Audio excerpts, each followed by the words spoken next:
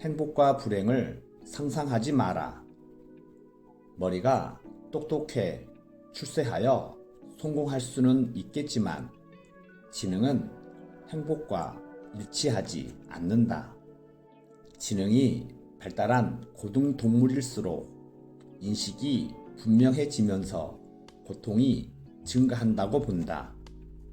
따라서 이 세상에서 인간이 가장 고통을 많이 느끼며 인간 가운데는 천재가 가장 고통을 많이 겪는다.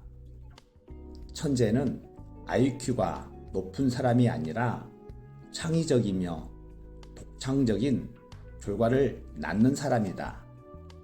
기억과 예견은 착각이다. 인간의 지성은 단지 생존에 기여하는 도구일 뿐 세계를 인식하기 위한 도구가 아니다. 지성은 마야의 베일에 쌓여 있어서 사물을 있는 그대로 보지 못하는 눈과 같다. 지성 활동에 의존하다 보면 우리는 행복을 현실이 아닌 과거의 기억과 미래의 소망에서 찾게 되는 오류를 범하게 된다. 돌아보지 말고 내다보지 마라. 인간의 삶이 동물의 것보다 더 고통스러운 것은 인간의 능력 때문이다.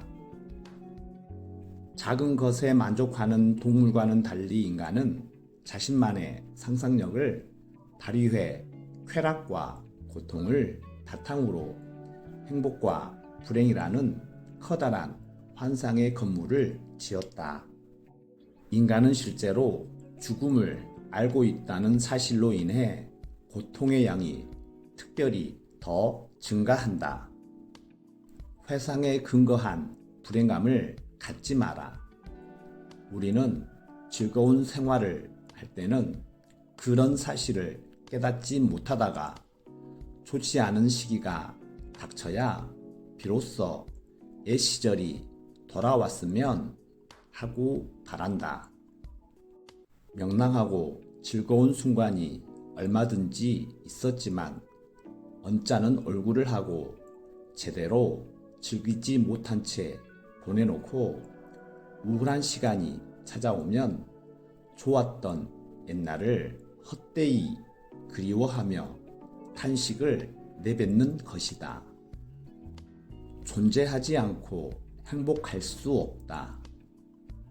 욕심 없이 사는 사람은 실패의 고통도 없어서 자살할 이유도 없다. 자살하는 사람은 그만큼 삶에 대한 희망, 애착, 기대가 컸다고 볼 수 있다. 경제적인 문제로 자살한 사람은 돈이 충분했다면 죽지 않았을 것이다. 우리 인생의 장면들은 거친 모자이크와 같다. 가까이서 보면 제대로 알아볼 수 없고 멀리서 봐야 그 아름다움을 알 수 있다. 건강한 거지가 병든 왕보다 더 행복하다. 인간의 행복은 대부분 건강에 의존한다. 건강하지 않는다면 당연히 다른 어떤 것도 즐거움이 될 수 없다. 몸이 일단 건강해야 기분도 좋고 웬만한 어려움을 잘 견딜 수 있다. 인생이 얼마나 짧은지 알려면 오래 살아봐야 한다. 건강한 정신력을 위해 그에 맞는 노력을 하라. 우리를 가장 행복하게 하는 요인은 명랑한 마음이다. 그 명랑한 마음은 외적인 돈이나 명예가 아니라 바로 건강이다. 따라서 외부에서 좋은 것을 찾지 말고 자신의 건강을 지키고 유지하는 데부터 힘을 써야 된다. 그것은 운동으로 만들어진다. 우리의 행복은 명랑한 기분에 의해 좌우되는데 그 기분은 건강 상태에 따라 달라진다. 똑같은 상황에서도 몸이 건강하고 튼튼하면 기분이 좋겠지만 병에 걸리면 짜증나고 불안해질 수밖에 없다. 쇼펜하우어는 말했다. 나무도 건강하게 자라려면 바람이 필요하다. 인간도 건강하려면 운동이 필요하다. 행복에 가장 직접적인 영향을 주는 것은 명랑한 마음이다. 명랑해야 잘 살 수 있다. 명랑한 기분과 긍정적인 생각에 돈이 분명 도움을 주겠지만 돈이 많다고 해서 삶에 만족하는 것도 아니고 돈이 없다고 해서 불행하기만 한 것도 아니다. 하지만 건강은 필수다. 같은 상황에 대해서도 건강한 사람과 아픈 사람의 생각은 다르다. 우리가 행복의 90% 건강에 의해 좌우된다면 모든 즐거움의 원천인 건강을 관리하는 데 온 힘을 쏟아야 된다. 건강하지 못하면 위축되고 기가 꺾여서 부와 명예를 갖고 있어도 즐기지 못하기 때문이다. 승진, 명예, 공부 등 건강을 해치면서까지 과로할 이유가 없다. 건강이 있어야 모든 것도 있는 것이다. 명랑하고 쾌활하면 세상의 모든 일이 즐거워진다. 낙천적인 사람은 10가지 일 가운데 한 가지 일만 이루더라도 기뻐하지만 우울한 사람은 10가지 일 가운데 9가지 일을 이루더라도 기뻐하지 않는다. 꾸준한 운동이라는 노력으로 명랑한 기분을 유지할 수 있다. 심장과 혈관, 근육을 튼튼하게 하면 우울한 기질의 사람도 어느 정도 쾌활하게 살 수 있다. 마음의 평정을 찾는 4가지 방법. 음식을 절제하면 몸이 건강해지듯이 외적인 자극의 비중을 줄여야 마음의 평정을 얻을 수 있다. 첫째, 불필요한 인간관계를 정리하라. 둘째, 질투를 경계하라. 자기보다 형편이 나아 보이는 사람보다 형편이 나쁜 사람을 살펴보는 방법도 괜찮다. 우리의 고통보다 더 큰 고통을 바라보는 것이 효과적인 위안이 된다. 셋째, 큰 희망을 걸지 마라. 넷째, 세상에는 거짓이 많다는 점을 알아라. 행복의 알맹이를 알기 위해서는 어떤 것에 즐거워하는지가 아니라 어떤 일에서 고통을 느끼는지를 확인해 봐야 한다.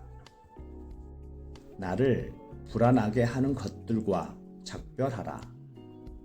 늙어가는 것, 죽어야 하는 일, 일상에서 일어나는 슬픈 일을 필연적인 것으로 받아들이면 슬퍼하지 않게 된다. 세상에 많은 일이 우연에 따라 일어난다고 생각한다면 인생은 고통의 연속이지만 운명으로 받아들인다면 불안이나 걱정이 줄어들게 된다. 너무 불행해지지 않으려면 너무 행복해지려는 요구를 하지 않는 것이 가장 확실한 방법이다. 이 세계는 삶의 의지로 가득 차 있기 때문에 고통스러울 수밖에 없다. 자연 앞에 인간의 고통은 아무것도 아니다. 건강을 위해 산을 오르는 사람은 꽃이 피어 있는 것을 보지 못한다. 건강이라는 관심에 자연의 아름다움이 가려지기 때문이다. 그러나 산에서 내려올 때는 비로소 꽃의 아름다움이 보인다. 자연의 아름다움은 우리의 마음을 비웠을 때 비로소 나타나는 것이다. 인생의 무게중심을 밖에서 안으로 옮겨라. 무게중심이 바깥에 있는 사람은 출세, 승진, 명예, 부 등을 추구하며 각종 모임 등에 빠져서 즐거움을 추구하지만 무게중심이 안에 있는 사람은 혼자 있는 시간을 가지면서 개인적인 취향에 따라 예술, 시, 문학, 철학 등을 가까이 하게 된다. 이런 정신적인 즐거움은 속물이 누릴 수 없는 것이다. 이번 영상은 여기까지 하고 다음 영상에서 계속 마흔에 읽는 쇼펜하우어를 소개하는 시간을 갖도록 하겠습니다.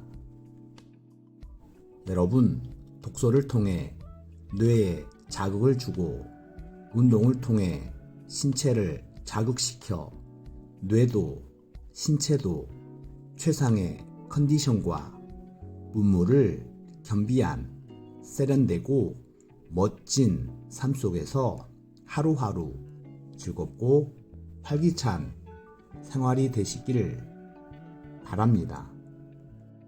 영상 끝까지 시청해 주셔서 감사합니다. 구독과 좋아요도 부탁드립니다.